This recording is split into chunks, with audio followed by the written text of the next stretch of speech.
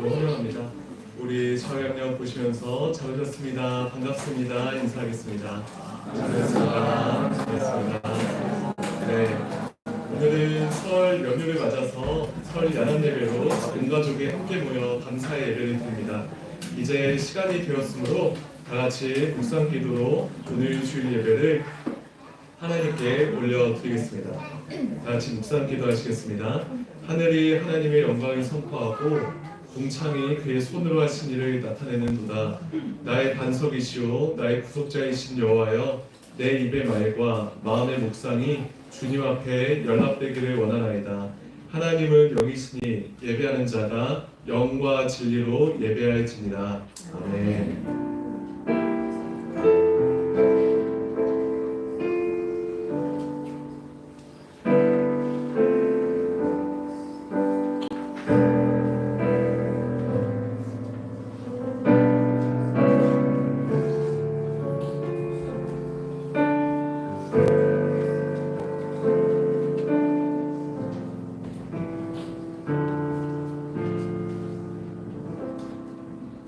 거룩하신 하나님 아버지, 우리가 위대하신 주님의 이름을 찬양합니다. 이 새해에 우리에게 주님의 선하심을 보여주십시오. 모든 고난과 위험 속에서도 그 선하님의 보혈을 감싸여 우리가 이 새해를 힘차게 살아가게 하소서. 이번 한 해도 주님께 우리의 모든 것을 맡깁니다. 지금부터 영원까지 우리 몸과 영혼과 생명을 주의 사랑으로 지켜주시옵소서. 만왕의 왕 예수님의 이름으로 간절히 기원하옵나이다. 아멘. 네, 우리 다 같이 일어나셔서 빛나고 높은 보좌와 함께 찬양하시겠습니다.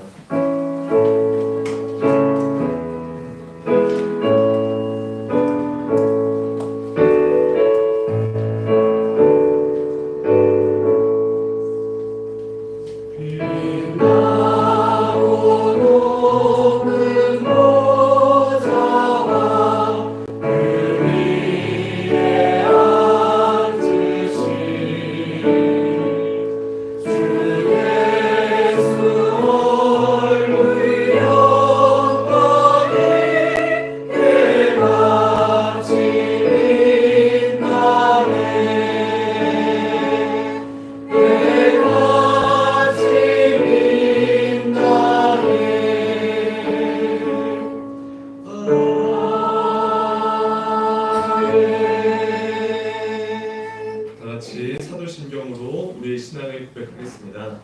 나는 전능하신 아버지 하나님 천지의 창조주를 믿습니다. 나는 그의 유일하신 아들 우리 주 예수 그리스도를 믿습니다.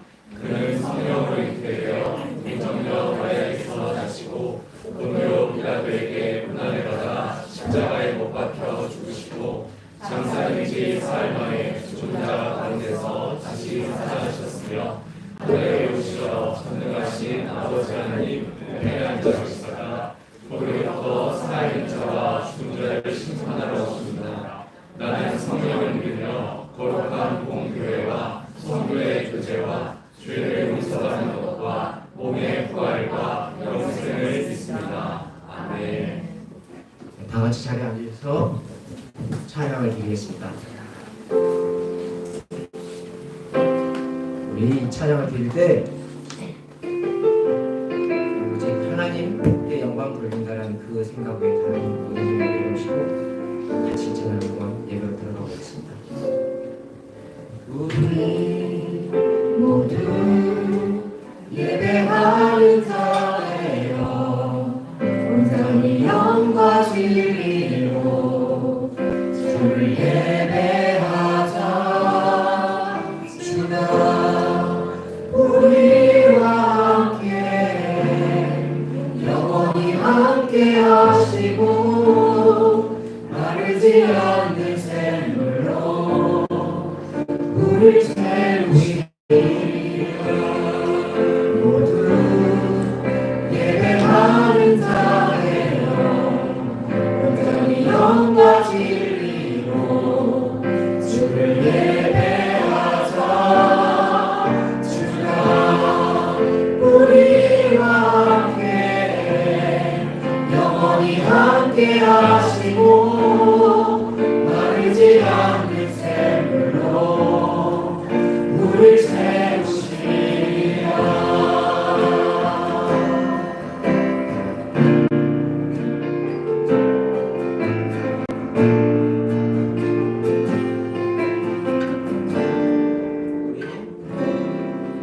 우리 모두 예배하는 자들여 온전히 영과 진리로 주를 예배하자.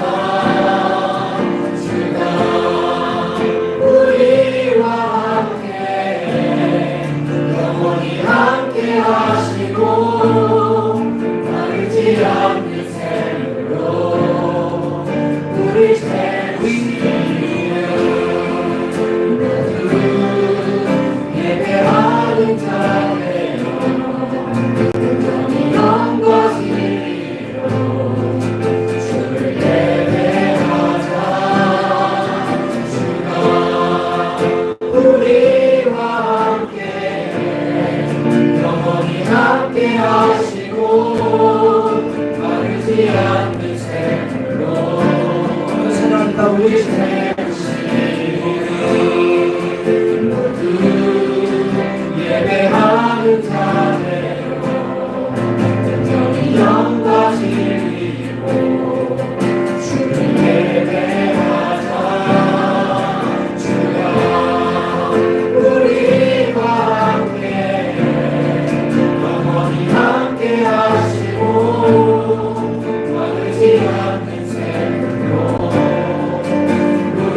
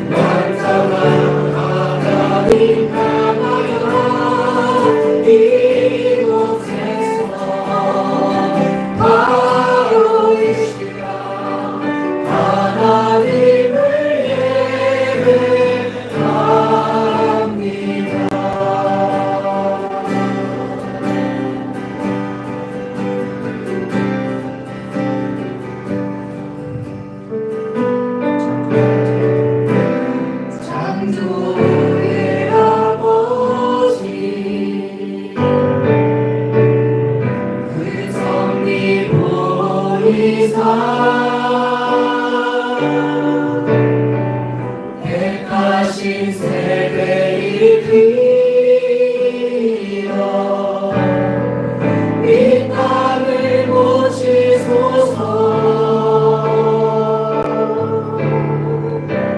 주의 크신 능력 만물이 사모하니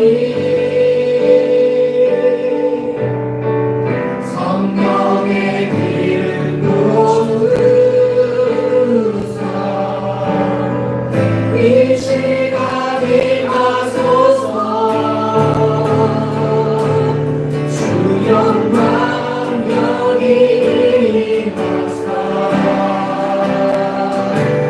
열방하게 그 길 비추소서. 주의 얼굴 구할 때 주의 향기 머무소서.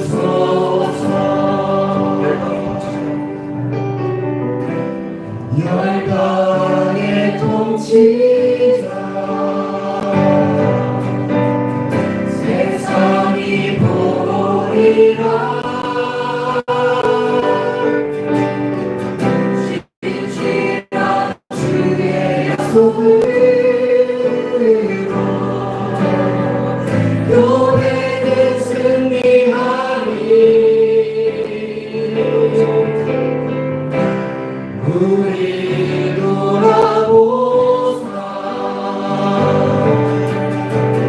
강건케 하소서. 연약함 모두 벗어지게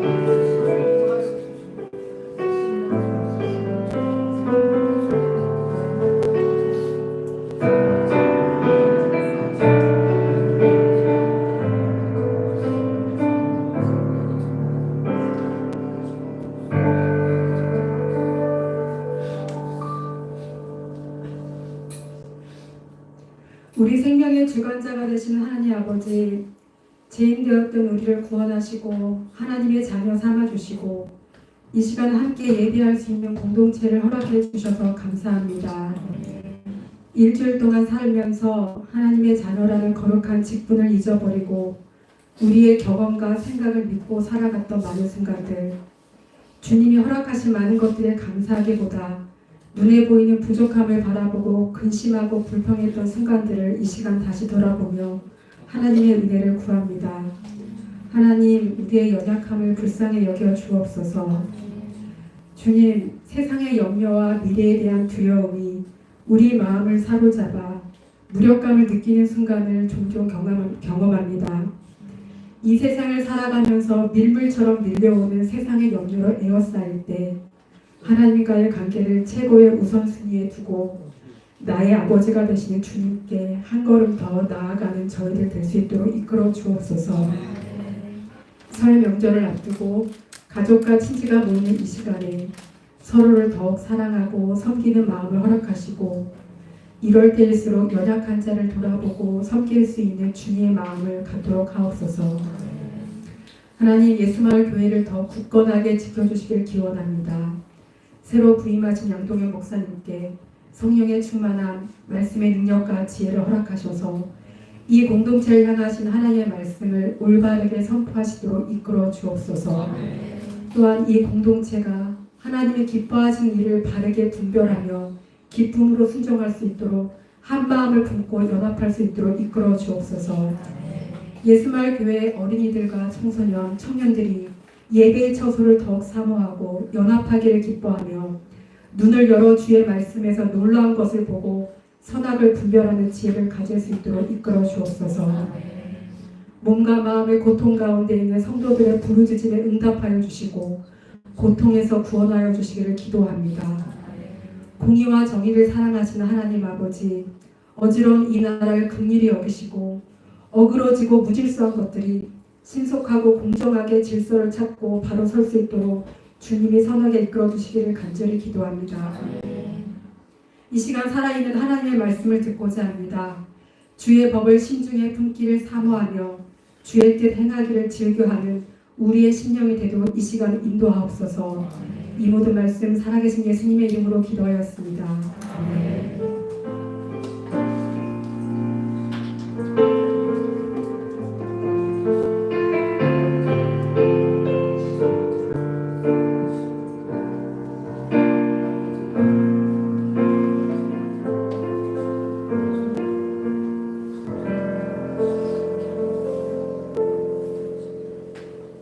네, 찬송가 210장 시온성과 같은 교회 함께 찬양하시면서 봉헌하겠습니다.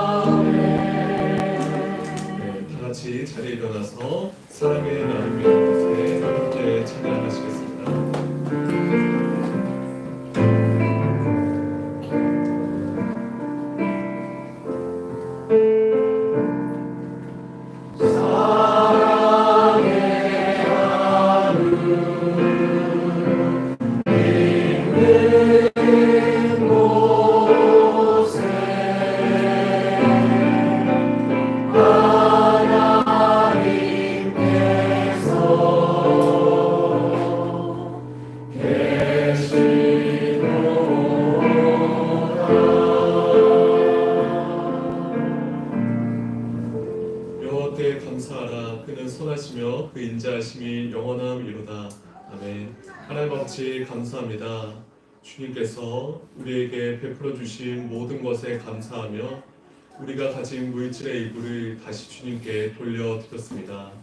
이 물질이 사용되는 곳마다 하나님의 나라가 확장되게 하여 주시고 주의 복음을 듣지 못하였던 자들에게 주의 복음이 들려지는 놀라운 은혜를 더하여 주시옵소서. 설 명절을 보내고 있습니다.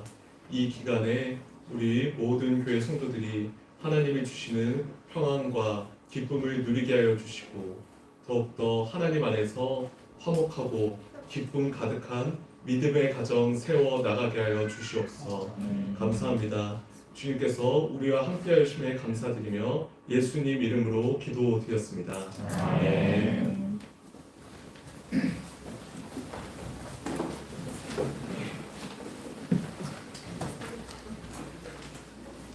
네, 오늘 우리에게 주신 하나님의 말씀은 역대상 4장 9절에서 10절까지 말씀입니다.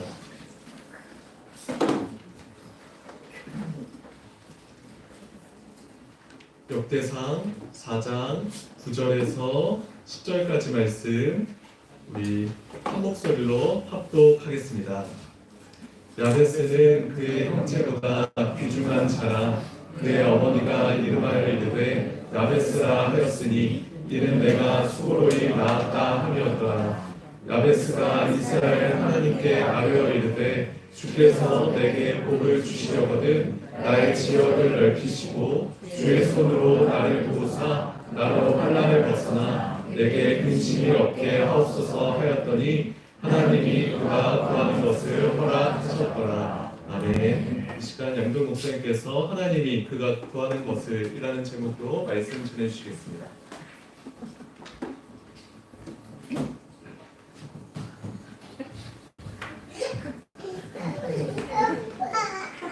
네, 반갑습니다, 여러분.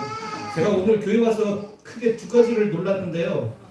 첫 번째는 오늘 당연히 점심 식사를 못할 줄 알았는데 식사 준비를 아침부터 너무 열심히 건사해서 해주셔가지고 너무 깜짝 놀랐고, 또 명절 연휴라 다들 교회를 못 나오실 줄 알았는데 너무 많이 나오셔가지고 이제가 모자랄 정도로 많이 나오셨습니다. 너무 감사합니다. 저희 이제 평상시 같이 예배 못하던 우리 교육부서 섬기시는 교사들, 또 우리 교육부서 아이들 같이 예배 드리고 있습니다. 우리 앞뒤 좌우에 같이 한번 새해 복 많이 받으세요. 인사 한번 하고 말씀 나누겠습니다.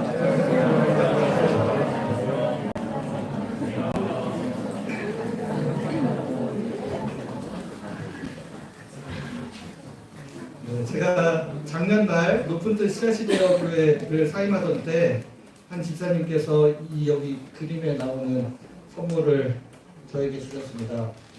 너무 잘 썼죠. 우리 그 집사님의 4학년 딸이 캘리그라피를 배워서 직접 쓴 글이라고 문자에 넣어서 소중하게 보내주셨습니다. 너무나 놀랍죠. 이렇게 열심히 잘 연습해서 주시는 이 마음이 너무나 감사했고, 제가 또 사실 그 집사님과 특별한 교제가 있었어서 이 선물이 굉장히 특별한 의미로 다가왔던 것 같습니다. 여기에 쓰여진 내용이 바로 오늘 저희가 함께 읽은 본문이고, 우리가 야베스의 기도라고 알려진 기도의 내용입니다. 이 야베스의 기도는 2000년대 초에 야베스의 기도라는 책이 출간되면서 사람들의 주목을 받게 되었습니다. 이 본문은 역대상 1장부터 9장까지, 사실은 성경 안 읽으신 분들은 모르시겠지만 역대상을 시작하자마자 굉장한 큰 시험이 다가옵니다. 왜냐하면 1장부터 9장까지 족보만 계속 사람 이름만 지루하게 이어지고 있기 때문에 이제 이 본문은 묵상할 때도 이름이구나 이러고 대충 넘어가는 분들이 굉장히 많은데, 이 책이 출간된 이후로 굉장히 이 본문이 많은 사람들의 관심을 받기 시작한 겁니다. 그래서 당시에는 오늘 본문 직접 읽어보지 않은 사람도 야베스의 기도라는 말을 들어봤을 정도였습니다. 구약 성경에 스치듯 지나가며 기록되었던 무명의 사람 야베스는 이 책으로 인해 미국과 한국에서는 최소한 그 인지도 면에서 다윗 정도의 급은 아니어도 적어도 기도로 유명한 히스기야급 정도로 굉장히 격상이 되었다라고 할 수 있겠습니다. 그래서 그 전까지는 이 본문으로 설교를 거의 하지 않았는데 그 이후로 굉장히 많은 교회에서 이 본문으로 설교를 받고 세계 대성공으로 인해 또 다양한 파생 상품도 등장했습니다. 책도 종류별로 여성을 위한 야베스 기도, 더 크고 놀라운 삶을 꿈꾸는 어린이를 위한 야베스 기도, 심지어 야베스와 하나님의 보물 창고 이런 책들, 학령기 전 어린이를 위한 야베스의 기도 뭐 이런 책도 있습니다. 그러니까 굉장히 수많은 책들 하나 잘 되니까 쭉쭉쭉쭉 나오듯이 나왔고 이 책들뿐만 아니라 야베스의 기도라는 제목의 찬양도 나왔고 이제 교회에서 신방하러 갈 때 드리는 신방 액자 말씀 구절로 이제 갑자기 그때부터 등장하기 시작해서 많은 사람들의 관심을 받게 되었습니다. 그렇게 야베스의 기도가 이렇게 일종의 센세이션을 일으킬 만큼 큰 인기를 누리니까 또 이 기도의 내용에 대해 이 책의 내용에 대해 이제 반대되는 의견들을 제기하고 이 책이 이런 식으로 받아들이는 것은 우리 신앙생활에 굉장히 큰 문제가 있다. 이런 문제점에 대한 논의들도 여기저기서 많이 제기가 되었습니다. 그래서 이 책 저자는 이런 논란이 생기니까 또 야베스의 기도 그 후라는 책을 해서 또 돈을 버셨습니다. 이 책 가지고 이제 여러 가지 이야기를 하고 있죠. 그래서 저자가 이 책에서 강조하는 내용은 굉장히 간단합니다. 우리가 하나님께 기도할 때 반드시 정중하고 화려한 미사여구를 동원해야만 하는가 하는 점을 되짚어보는 것입니다. 야베스는 자기가 간절히 원하는 것을 단순하고 솔직하게 하나님께 구했고 하나님은 그 기도를 들어주셨다라고 이렇게 기록을 하고 있는 겁니다. 그러면서 저자도 자신의 경험, 간증이죠. 소위 말해 간증을 소개하면서 야베스처럼 짧고 명확한 기도를 드렸을 때 하나님께서 다 응답해 주셨다더라라는 이야기를 우리에게 하고 있는 겁니다. 그러나 이 저자가 주장하는 내용 중에 일부는 옳고 일부는 틀립니다. 옳은 부분은 우리가 하나님 앞에 기도할 때 누구한테 보이려고 하듯이 가식적으로 미사여구를 동원해 점잖게 기도할 필요는 없다는 겁니다. 우리 마음속 깊은 곳에 있는 거 있는 그대로 솔직하게, 여러분 심지어는 쌍욕을 하고 싶은 마음이 드시더라도 그 마음을 있는 그대로 표현해도 하나님은 너그럽게 그 모든 것들 다 받아주실 수 있는 그런 분이라는 겁니다. 그러나 그렇게 심플하게 간구하였더니 하나님께서 모든 기도에 다 응답해 주셨다. 아니 내 기도의 소원대로 다 들어주셨다라고 주장하는 것은 잘못된 것입니다. 하나님은 우리가 원하는 것을 아려면 우리의 뜻대로 다 이루어 주시는 분이 아닙니다. 우리가 원하는 바를 하나님께 솔직히 아뢰었다면 그 다음에 우리가 해야 될 것은 우리의 마음은 이렇습니다 라고 하나님께 아뢰면 이제는 하나님은 이 일에 대해 어떻게 생각하고 계시는지 헤아리고 그 주님의 마음을 구하는 마음의 태도를 갖는 것이 필요합니다. 요술램프처럼 우리가 원하는 거 이야기하면 그대로 다 들어주는 그런 하나님은 이 세상에 존재하지 않습니다. 사람들이 자신의 욕망을 충족시키기 위해 간구하고 그 기도가 모두 응답되면 무슨 일이 일어나는지, 어떤 혼란이 일어나는지를 잘 보여주는 영화가 있는데 바로 브루스 올마이티라는 영화입니다. 그것도 꽤 오래된 영화인데 뭐 갑자기 하나님의 역할을 대행하게 된 짐 캐리가 막 오케이 했더니 막 수많은 혼란이 일어났다라는 것입니다. 사람들이 원하는 모든 것이 성취된다면, 그대로 성취된다면 이 세상은 아수라장이 될 수밖에 없습니다. 그렇다고 하나님께서 알아서 하시겠거니 하고 기도하지 않는 태도 역시 건강한 신앙인의 모습은 아니라고 할 수 있습니다. 제가 앞서 소개해드린 액자를 선물해 주신 집사님은 사실 2023년 말부터 24년 중반까지 개인적으로 정말 큰 어려움을 겪으셨습니다. 제가 뭐 프라이버시가 있기 때문에 구체적으로 나눌 수는 없지만 굉장히 큰 어려움을 겪었는데 저는 교구 목사로서 이제 그 아픔의 시간을 함께 견디면서 같이 기도해왔기 때문에 지사님께서 이 기도문을 주신 이 내용이 굉장히 남다르게 다가왔습니다. 이 지사님의 입장에서는 단지 기복적인 신앙에 근거하여 내가 원하는 거 다 해주시겠거니 하는 마음이 아니라 굉장히 자신의 절박한 마음을 하나님께 올려드렸더니 하나님께서 그 기도를 들어주신 것에 대한 감사의 표현으로 이 구절을 저에게 주신 것이라고 저는 그렇게 생각하니 그 집사님의 마음이 더 깊게 다가오게 되었습니다. 이 야베스의 기도를 통해 하나님께서 우리에게 주시고자 하는 메시지가 분명히 있지만 이 기도가 모든 기도의 모범이 되는 것은 또 아니라고 할 수 있습니다. 어쩌면 이 기도는 특별한 상황에서 드려진 특수한 기도라고도 할 수 있습니다. 오늘 이 유행이 한참 지나버린 것 같은 야베스의 기도를 통해 하나님께서 우리에게 어떤 말씀을 주시는지 함께 생각해 보도록 하겠습니다. 먼저 이 야베스의 기도는 하나님께서 고통받는 이들의 기도를 들어주시는 분이심을 보여주는 기도입니다. 오늘 본문 9절 말씀은 이렇게 기록되어 있습니다. 우리 같이 한 목소리로 읽어보겠습니다. 시작. 야베스는 그의 형제가 기도한다. 이는 내가 소로이 나았다 하였다. 9절 앞부분만 보시면 야베스는 그의 형제보다 귀중한 자다.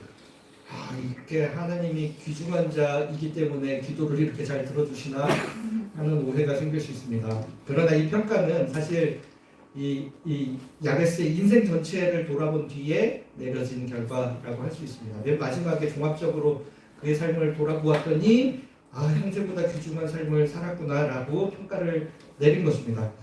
그러나 야베스의 삶이 처음부터 귀중히 여겨진 것은 아니라고 할 수 있습니다. 왜냐하면 그의 이름에 단서가 있습니다.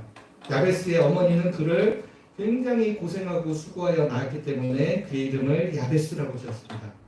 이는 고통 또는 수고를 뜻하는 이름, 히브리어 예체구라는 단어에서 온 이름입니다. 다시 말해 그는 태어나면서부터 고통이라는 이름을 안고 살아야 했습니다. 우리 아이들 태어나면 어느 부모가 이런 이름을 지어요.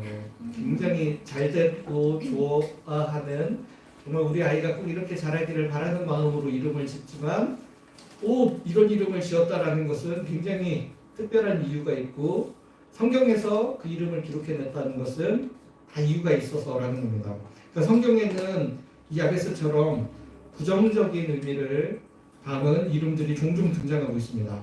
예를 들어 라헬, 야곱의 아내 라헬은 아들을 낳으면서 너무 고통스러워서 그 맨 마지막에 낳은 아들의 이름을 슬픔의 아들이라는 뜻의 베노니라고 불렀습니다. 베노니라는 이름을 처음에 지어줬는데 그래도 후에 야곱이 오른손의 아들이라는 베냐민이라는 이름으로 바꿔 불러주게 되었다는 것이죠. 그리고 또한 사무엘상 4장에 블레셋과의 전쟁 중 언약궤를 블레셋에게 빼앗깁니다. 하나님의 언약궤를 빼앗긴 후에 제사장의 엘리의 며느리가 낳은 그 아이의 이름은 이가봇이라는 이름을 지었는데 우리는 외국 사람이니까 이가봇이 뭔 뜻인지 모르지만 그 히브리어의 뜻을 번역하면 영광이 떠났다라는 뜻입니다. 그 영광이 떠났다라는 이름인 거죠. 그러니까 일반적으로는 아이가 잘 되기를 바라는 의미로 좋은 뜻의 이름을 짓지만 성경에서는 때때로 출산 당시의 상황이나 국가적 영적 상태를 반영한 이름이 등장하기도 한다는 것입니다. 그러니까 이 야베스라는 이름도 사실은 태어날 때 어머니에게 고통을 주었고 그 다음에 그가 이름이 그랬다라는 것 때문에 굉장히 고통 가운데 살았을 것을 굉장히 짐작을 할 수 있다는 겁니다. 그러니까 이 사람이 태어날 때만 어머니한테 고통을 주고 그의 삶이 너무나 평탄했으면 성경에서 굳이 야베스라는 이름으로 이 사람을 소개하지 않는다는 것이죠. 이 이름으로 굳이 이 사람을 소개했다는 것은 이 사람의 삶이 이 사람의 이름과 같이 고통 가운데 있는 사람이었다라는 것입니다. 그래서 야베스는 태어날 때부터 고통 속에서 태어났다는 낙인을 안고 살아야 했습니다. 야베스가 드린 기도의 내용은 그래서 단순히 내가 지금 있는 것보다 더 많은 복을 누리고자 자신의 욕심 가운데서 드려진 기도라기보다는 그의 삶의 고통 가운데서 벗어나게 해주시라는 절실한 간구였었다라는 겁니다. 그러면서 야베스는 크게 두 가지를 하나님께 간구하고 있습니다. 오늘 본문 10절 말씀을 또 같이 한번 읽어보겠습니다. 시작. 야베스가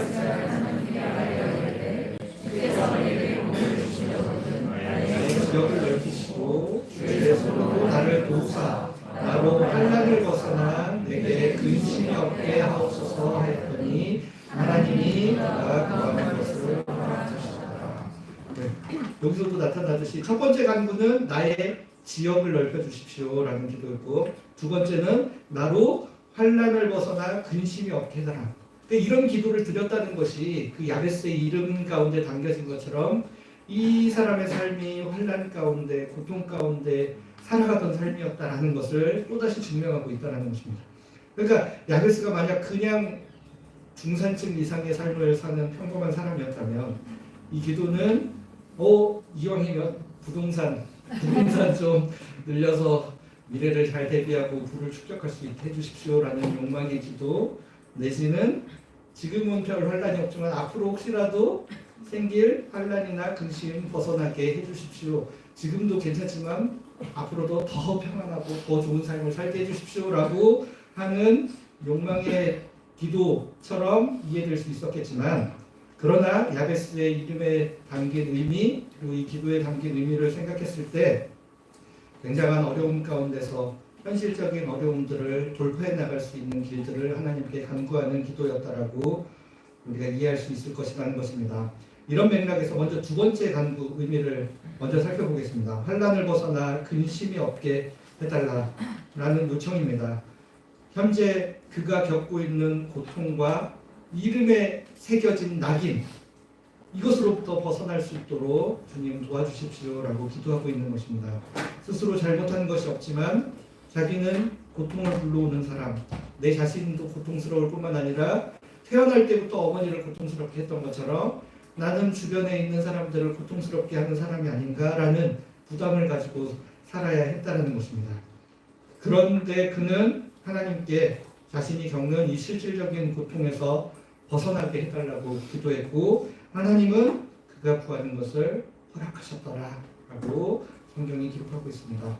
이처럼 하나님은 고통 가운데 부르짖는 이들의 기도를 들으시고 고통 가운데 부르짖는 이들에게 많은 관심을 가지고 계신 분이라는 것입니다.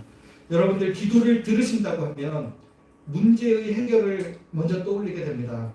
근데 저도 너무 잘 알고 있죠. 저도 목회를 하다 보니 오랜 고통 가운데 하나님께 기도하였으나 그 고통의 문제가 해결되지 않고 여전히 그 고통 가운데서 계속 기도를 올려야만 하는 상황 가운데 처해진 분들 많이 보게 됩니다. 근데 이거는 사실 굉장히 큰 주제이기 때문에 제가 이거는 따로 설교를 한번 전체로 해야 되고, 오늘 주제 할 때는 잠시만 좀 뒤로 미루도록 하겠습니다. 기본적으로는 하나님께서는 우리가 고통 가운데 부르짖으면 때로는 우리의 바람대로 문제가 즉각적으로 해결되기도 하고 또 때로는 즉각적으로 문제가 해결되지 않기도 합니다. 그러나 문제의 해결 여부와 상관없이 하나님께서는 고통 가운데 부르짖는 이들의 기도를 들으시고 그들의 삶에 관심을 가지시는 분이라는 것입니다. 몸의 질병으로 고통 가운데 있는 이들의 기도를 들으시고 관계의 어려움 가운데 고통 가운데 있는 이들의 기도를 들으시며 여러 가지 사회적 편견으로 인해 고통당하는 사람들의 기도를 들어주십니다. 일용할 양식이 주어지지 않아서 매일매일 고통 가운데 살아가야 하는 이들의 기도를 들어주십니다. 그 고통 가운데로 그 고통을 이해하시고 함께 나누기 위하여 하나님이셨던 하나님의 아들 예수 그리스도가 사람 가운데 들어오셔서 이 땅 가운데 공생의 사역을 하시는 수많은 시간 동안 가장 많은 시간을 할애하여 고통 가운데 부르짖는 이들의 곁에서 그들의 삶을 나눠주신 것만 보아도 우리가 확실하게 그것들을 믿을 수 있습니다. 그러나 지금 내 삶에 닥쳐오는 이 고통의 문제가 해결되지 않는 분들에게는 저의 이런 이야기가 뜬구름 잡는 이야기, 성경에나 그렇고 성경 속에 이런 인물들이나 그렇지 내 삶은 여전히 똑같은데 라고 반박하시는 분이 혹시 계실지 모르겠어요. 제가 그런 분들에게는 반박을 하지 않겠습니다. 그럴 수도 있어요. 그거 어떻게 반박을 하겠어요. 이거 아무리 논리로 선명하고 하나님 이런 분이시라고 이야기해도 내가 못 느끼면 그거를 어떻게 받아들이겠냐는 거. 그럼에도 불구하고 제가 성경에 근거하여 하나님은 이런 분이시다라고 말씀드리는 것은 성경에 기록된 하나님의 마음이 제가 읽어본 바에 의하면 지금 당장 뭔가 문제의 해결은 이루어지지 않을지라도 궁극적으로는 우리에게 참 평안과 행복을 주시기를 너무나도 바라시는 분이 우리 하나님이시라는 것을 성경의 수많은 말씀을 통해 확인할 수 있기 때문입니다. 그것도 일관적으로 그런 모습을 하나님께서 보여주고 계시기 때문입니다. 창세기에 보시면 사라에게 쫓겨나서 사막에서 부르짖던 하갈과 이스마엘의 이야기가 나옵니다. 사실은 이삭이 하나님의 언약 백성이고 이스마엘은 사실은 일종의 버려진 것 같은 사람인데도 불구하고 하갈과 이스마엘이 사막 가운데 부르짖었을 때 하나님께서는 하갈과 이스마엘의 부르짖음에 응답하시고 그들의 삶을 앞으로 책임지시겠다. 애굽에서 종살이하던 이들의 부르짖음을 들으셔서 모세를 보내셨다. 사사시대 외적의 침입으로 인하여 고통당하던 이들의 부르짖음을 들어주셨습니다. 근데 문제는 시간의 간격이 굉장히 우리의 생각과 다를 수 있다는 부분이 있다는 걸 우리가 기억해야 됩니다. 여러분들 요셉 이야기 들으시면 요셉 인생이 너무 잘 풀린 걸로 생각하시죠. 하지만 요셉이 17살에 형들에게 팔려가지고 총리가 될 때까지 나이가 성경이 정확히 그 나이를 기억하고 있거든요. 30세. 약 13년의 시간을 종살이하고 감옥에 갇혀서 지냈는데 성경에서는 그냥 몇 마디로 2년 후에 몇 년이 지난 후에 이런 식으로 표현이 되니까 우리로서는 요셉의 인생은 잘 풀렸는데 왜 내 인생 이런 오해를 하게 되지만 사실 이 성경에 기록된 수많은 사람들의 삶의 이야기 가운데 비록 뭐 한 달 뒤, 두 달 뒤에 하나님이 그 기도에 들어주실지라도 그 한 달의 시간을 보내는 과정 가운데는 너무나 괴롭고 고통스러운 시간들이 그 가운데 새겨져 있을 수 있다는 겁니다.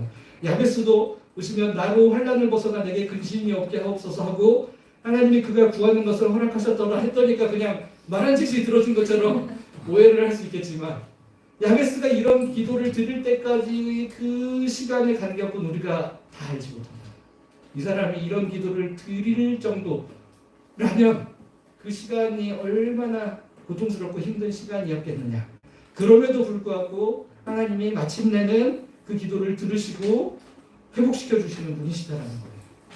여러분 오늘 본문이 속한 역대상 1장부터 9장까지 족보는 사실 여러분들은 대충 보시지만 저는 신학교를 들어가야 했기 때문에 굉장히 분석해서 읽을 수밖에 없는 그런 상황에 놓여 있어서 굉장히 따져서 읽어보다 보면 이 너무 재밌는 게 족보가 다윗의 가문으로 이어지는 언약 계승자들을 중심으로 족보의 중심이 다 뼈대가 구성이 되어 있습니다. 그래서 다윗부터 시작하여 이 다윗 왕족 누구의 아들 왕, 그 다음에 포로 생활 갈 때의 아들 이런 식으로 메인 줄기가 있고 그럼에도 불구하고 그걸로 끝나는 게 아니라 중간중간마다 누구 하면 아까 이삭 이야기하고 이스마엘 어떻든지 이야기해줬듯이 중간중간 계속 그 옆에 줄기의 사람들에 대한 족보들도 함께 기록을 하고 있습니다.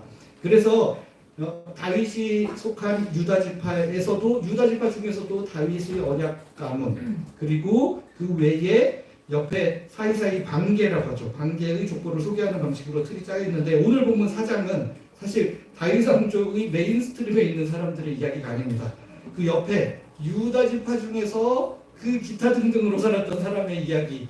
근데 여기서 재밌는 거는 보통 족보는 일반적으로 아버지가 누구고 나 나오고 그 다음에 아들 이런 식으로 나와야 되는데 이 야베스 이야기 할 때는 아버지가 누군지 아들이 누군지 소개를 안 해요. 갑자기 열심히 이 누구의 아들 누구의 아버지 족보 이야기하다가 이런 사람도 있었지 하면서 소개해 놓은 것처럼 중간에 느닷없이 그러니까 갑자기 무슨 멜기세덱처럼 갑자기 툭 튀어나온 것처럼 갑자기 야베스 이야기가 나오고 있는 거예요. 그러니까 이 야베스라는 사람은 이 메인스트림은 물론 아닐 뿐더러 누구의 아들이라고 소개되지도 못할 만큼 변두리의 비주류의 사람으로 살아가고 있었던 사람이었는데 하나님께서는 이런 비주류의 사람, 주목받지 못하는 사람의 기도조차도 들으신다라는 것을 우리에게 가르쳐주기 위하여 이 본문을 기록하지 않았을까라고 추정하는 것입니다. 이거는 뭐 제가 자신 있게 그렇다라고 이야기하기는 어렵지만 왜냐하면 다른 사람들은 누구의 아들 하는데 갑자기 이 사람의 이력이 갑자기 툭 튀어나왔다라는 겁니다. 그러니까 다윗 가문을 통해 언약 가문의 중심 뼈대가 형성되었지만 사람이 뼈대만 있어서는 살 수 없는 것처럼 뼈대를 중심으로 사리부터 온전한 몸이 이루어야 하듯 역대상의 족보도 중심을 이루는 언약 가문의 족보도 소개하면서 반계 다른 아들들의 가문들은 어떻게 형성되어 하나님이 그들도 포기하지 아니하고 그들의 삶을 어떻게 인도하셨는지를 소개하고 있는 것입니다. 이를 통해 궁극적으로 하나님께서는 모든 사람들이 하나님 나라 백성으로 편입되어야 함을 강조하고 있습니다. 그런 의미에서 중심에서 벗어난 비주류의 사람, 무명의 사람, 나 같은 감남 울려와 같은 우리와 같은 특별히 고통을 불러오는 자라는 낙인이 찍힌 채 살아야 했던 야베스의 기도도 들어주시며 그를 마지막에는 어떻게 한다고요? 형제보다 귀중한 자가 되도록 하시는 하나님이시다라는 겁니다. 이런 하나님이시라면 바로 우리 모두의 기도에도 귀 기울여 주시고 우리 삶에도 관심을 가지시는 하나님이심을 우리가 믿을 수 있게 된다는 것입니다. 두 번째로 야베스의 기도는 하나님 나라를 위해 더 많은 헌신을 하기 위한 기도입니다. 앞서 10절에서 살펴본 바와 같이 오늘 본문에서 야베스가 드렸던 첫 번째 기도는 나의 지역을 넓혀주시라는 기도입니다. 우리나라에서 잘 된 이유가 바로 옛날 성경에 나의 지경을 넓혀달라고 하거든요. 우리 부동산 좀 이렇게 넓혀서 넉넉한 땅을 좀 가질 수 있도록 하는 온 국민의 마음이 여기에 담겨져가지고 이 책이 공전의 히트를 칠 수 있었지 않았을까 짐작하는 것입니다.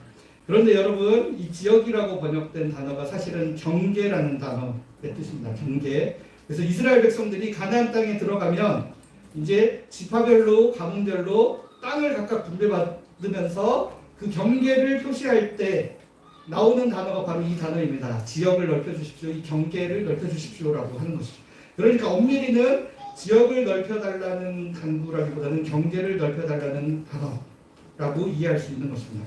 그러니까 앞의 내용과 이제 좀 연관지어서 생각을 하다 보면 사람들이 자신에 대해 그어놓은 경계, 너는 고통을 주는 자야 라고 찍어놓았던 낙인, 편견과 선입견의 경계를 넘어설 수 있게 해달라고 간구한 것이 아닐까라고 이해를 할 수 있겠지만 이렇게 이해를 하면 야베스의 기도가 이제 태어날 때부터 안고 있었던 편견과 선입견의 고통으로부터 벗어나게 해달라는 기도로 해석을 약간은 할 수 있겠지만 그러나 이거는 이제 좀 더 의미를 부여해서 해석하는 것이 되는 것이고 이제 경계라는 단어의 원래 의미대로 땅의 경계를 넓혀달라고 하였던 기도로 이해하는 것이 좀 더 일반적인 기도라고 할 수 있고 여러분들도 기대하시는 바가 거기에 있지 않겠습니까?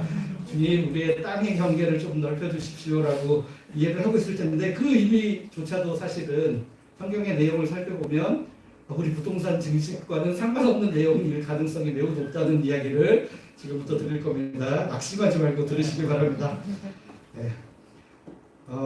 신명기 말씀을 혹시 열심히 읽어서 내용을 알고 계시는 분들은 이 경계를 넓혀달라는 이야기가 좀 이상하게 들리실 수 있습니다. 왜냐하면 신명기 19장 14절 그다음에 27장 17절에 이런 말씀들이 기록되어 있습니다.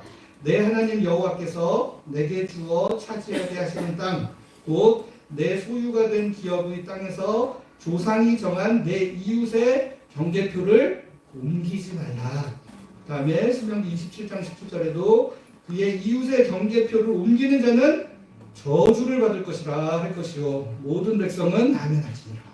그러니까 이거는 야베스가 경계를 옮겨주십시오라고 하는 기도는 저주받는 사람이 되게 해주십시오라는 기도와 같은 내용이라는 겁니다. 여러분 약간 실망스럽죠. 이게 부동산이 좀 확장되고 하는 기도로 받아들여져야 되는데 신명기와 레위기 율법에 따르면 이스라엘 백성들은 처음 제비 뽑아서 할당 받은 자기 가문의 땅을 잘 지키며 살아야 합니다.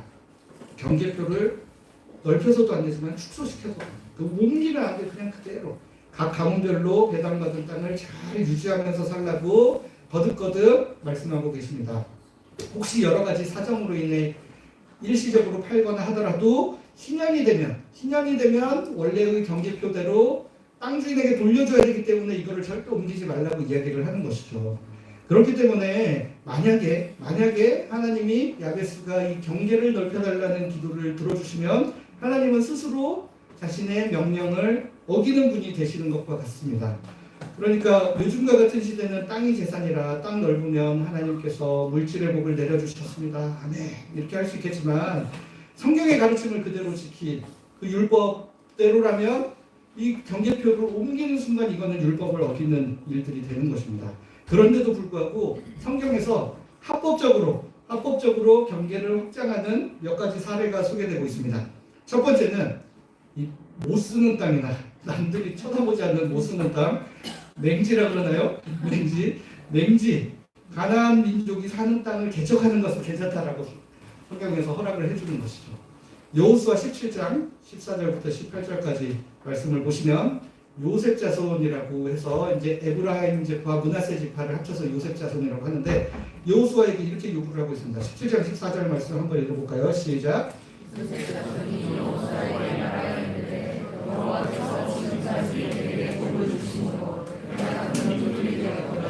당신이 나의 기적을 위하여 안색이 군기수로만 내게 주시는 네, 그러니까 이 요셉 지파는 요셉이 에브라임과 므낫세 두 아들 낳아서 각각의 지파를 이룰 만큼 굉장히 번성하고 하나님이 큰 복을 내려주셔서 자손의 수가 많았는데 땅을 똑같이 한 분깃만 주시면 우리는 너무 좁아서 살기가 어렵지 않습니까? 이렇게 이야기했을 때 여호수아 17장 17, 18절 말씀을 통해 여호수아가 이런 식으로 이야기합니다. 제가 한번 읽어보겠습니다. 여호수아가 요셉 집안 곧 에브라임과 므낫세 지파에게 말했다. 여러분은 사람이 많고 힘도 셉니다. 제비 뽑아 나누어 받을 땅도 한 몫만은 아닐 것입니다. 그 산지를 여러분이 차지할 것입니다. 숲도 차지할 것이므로 그 숲을 농토로 일구십시오. 그 끝부분까지 여러분이 차지할 것입니다. 가나안 사람들에게 쇠 전투 수레가 있어서 강하다고 해도 여러분이 그들을 몰아낼 수 있을 것입니다. 왜냐하면 여러분들은 사람이 많기 때문이고 그렇기 때문입니다. 그러니까 너희가 큰 민족이라서 많은 분깃이 필요하다고 이야기하니 너희가 큰 민족이니까 개척도 할 수 있겠구나. 가나안 족속도 더 잘 물리칠 수 있겠구나. 그러니까 가서 개척하여 사람이 살 수 없는 땅을 일구어서 사람 땅으로 만들어라 라고 이야기를 하고 있는 겁니다. 남들이 가지 않으려고 하는 곳 먼저 가서 헌신하고 고생해서 땅을 개척하는 것이 성경에서 합법적으로 경계를 확장하는 첫 번째 사례입니다. 돈이 돈을 낳는다고 많은 돈으로 투자해서 더 많은 돈을 벌듯 그렇게 지역을 넓혀가는 것이 아닙니다. 수지타산이 분명히 안 맞습니다. 수지타산이 안 맞아서 딴 사람들은 맹지라고 생각하고 감히 시도하기 어려운 공익적인 일들에 하나님께서 맡기신 것을 투자함으로 하나님 나라로 만들어가라는 것입니다. 그 땅을 하나님 나라로 만들어서 내 지역을 넓히고 하나님 나라의 지역을 확장하는 것이 바로 성경이 이야기하는 지역을 넓히는 첫 번째 방법이라고 할 수 있습니다. 여러분들 굉장히 실망하고 계셨는데 하나님한테 기도했더니 이거 오히려 혹 들어갔다가 혹을 붙인 것 마냥 짐을 이렇게 한. 그런데 여러분들 그런 기도 섣불리 하시기보다 주신 것에 감사하며 살겠습니다 하는 기도도 굉장히 좋은 기도라고 할 수 있습니다. 두 번째로 확장할 수 있는 방법이 있는데 그게 뭐냐면 기업 누르기라는 것을 하는 겁니다. 레위기 25장 24절 25절 말씀을 보시면 너희 기업의 온 땅에서 그 토지 누르기를 허락할지니 만일 내 형제가 가난하여 그의 기업 중에서 얼마를 팔았으면 그에게 가까운 기업 물을 자가 와서 그의 형제가 판 것을 물어보시오.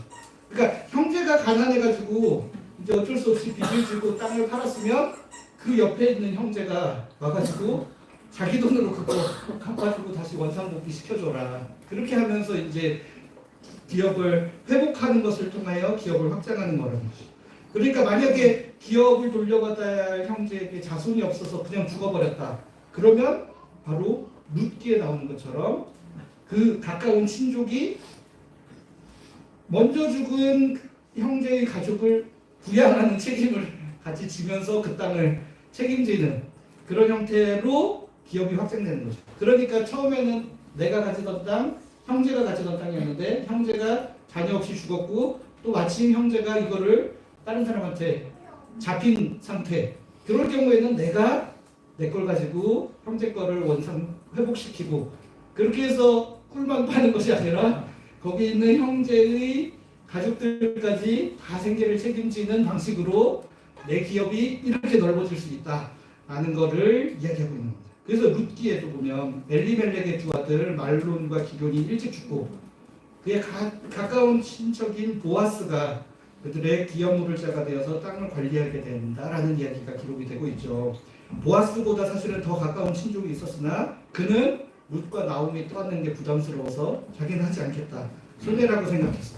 손해라고 생각했기 때문에 그거 하지 않겠다라고 했던 거를 보아스는 헤세드의 마음으로, 하나님의 마음으로, 하나님 나라를 확장하는 마음으로 인애와 진실을 베풀면서 룻의 가족을 자기가 떠안고 책임지고, 또 룻과의 관계에서 낳은 아이를 통하여 그 아이가 기업물을 자가 되어서 그 땅을 이어받을 수 있도록 해주었다.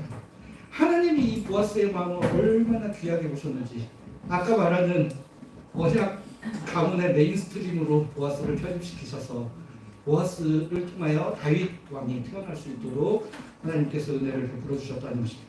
하나님께서는 자신의 이익을 위해 뭔가를 챙기려고 하는 사람보다 하나님 나라를 위해 기꺼이 헌신할 수 있는 사람들을 하나님 나라의 언약 백성으로 삼으시기 때문에 그런 마음으로 우리가 지역을 넓혀주십시오, 경계를 넓혀주십시오라고 기도해야 한다는 것입니다.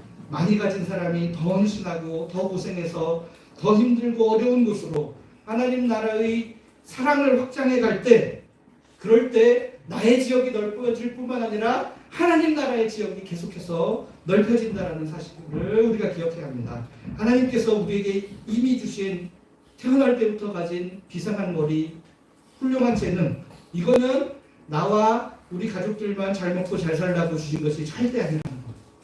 하나님께서 주신 것이니 하나님을 위해, 하나님의 백성들을 위해 사용해야 하는 것입니다. 하나님께서 많이 주셨으니 얼마나 많은 것을 잘 행하였는지 물으실 겁니다.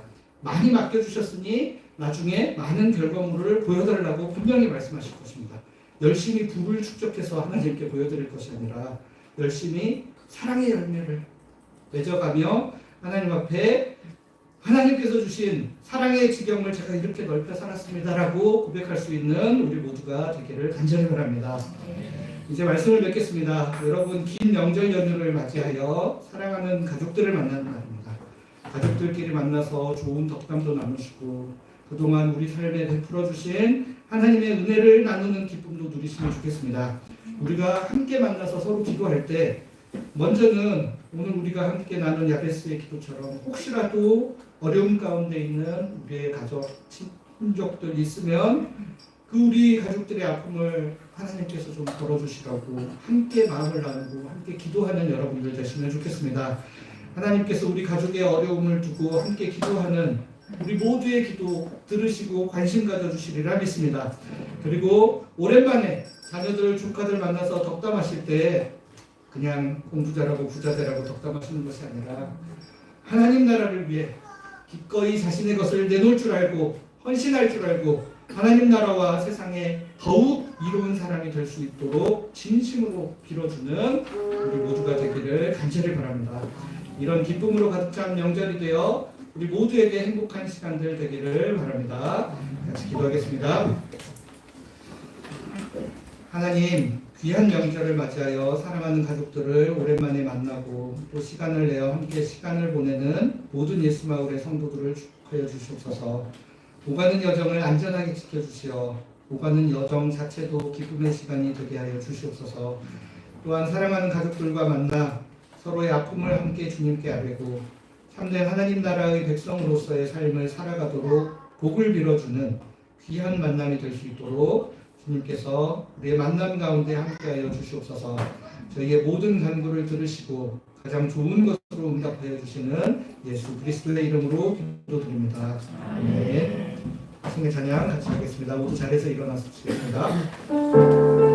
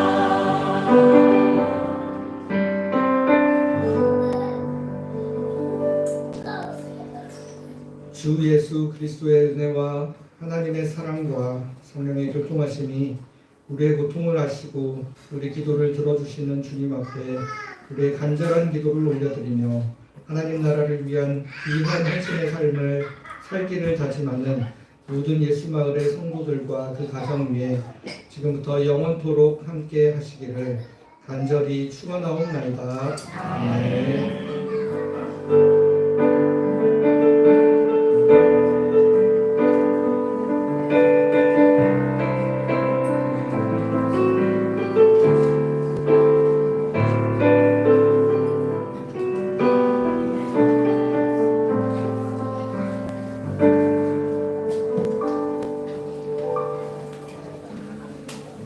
네, 자리에 앉으시고요. 제가 교회 소식 간단히 전하도록 하겠습니다. 오늘은 설 연합 예배로 함께 드렸습니다. 우리 끝까지 잘 견뎌준 우리 어린이들과 우리 교육부서를 박수 한번 하겠습니다. 제가 사실 우리 어린이들 잘 못 견디면 어떡하나 굉장히 걱정을 했는데 너무 집중해서 잘 예배 참여해 준 것 같습니다. 우리 설 연휴 사랑하는 가족들 찾아 이동하시는 모든 성도님들 안전하게 오가시며 기쁜 사랑의 교제 나누시기를 바라겠습니다. 이번에는 설 연휴가 좀 길게 이어집니다. 그래서 이번 주 31일 금요 기도회는 한 주 쉬고 2월 7일 금요일에 뵙도록 하겠습니다.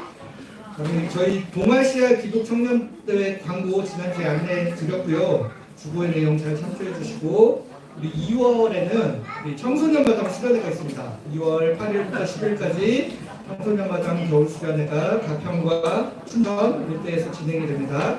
내가 너를 보낸 것이 아니냐라는 주제로 기도원 이야기와 말씀을 함께 나눈다고 합니다. 우리 청소년마당 수련회 위해서 같이 기도해 주시고 제가 보니까 재정도 많이 모자란 것 같은데 맛있는 간식 사 먹으라고 후원도 좀 많이 해주시고 이렇게 하면 너무너무 좋을 것 같습니다.